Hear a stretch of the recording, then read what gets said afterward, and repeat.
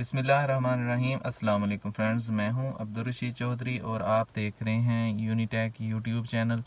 Friends, आज की जो वीडियो है ये नेट मीटर के एक ऐसे फंक्शन के बारे में है जिस पर अभी तक यूट्यूब पर किसी ने वीडियो नहीं बनाई। तो ये फंक्शन ऐसा फंक्शन है जिसके ज़रिए आप ये लाइव चेक कर सकते हैं कि कितने किलोवाट जो हैं वो ग्रिड को आपके घर के सोलर सिस्टम से जा रहे हैं। आप वैसे तो उसके यूनिट्स चेक करते रहते होंगे, उसका भी आपको तरीका आता होगा, लेकिन कितने किलोवाट ग्रिड को जा रहे हैं ये आपने कभी चेक नहीं किया होगा। तो ये कैसे चेक करना है, चलते हैं नेट मीटर पर।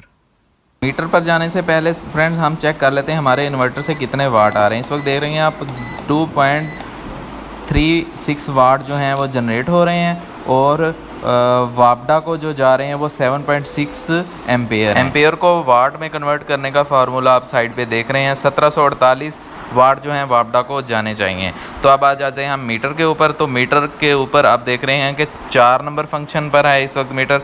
हम इसको डाउन की मदद से चले जाएंगे 30 नंबर पे। तो 30 नंबर पे आप देख रहे हैं 1.722, यानी कि इसमें कोई 20 वाट जो हैं वो लाइन लॉसेस में आ जाते हैं।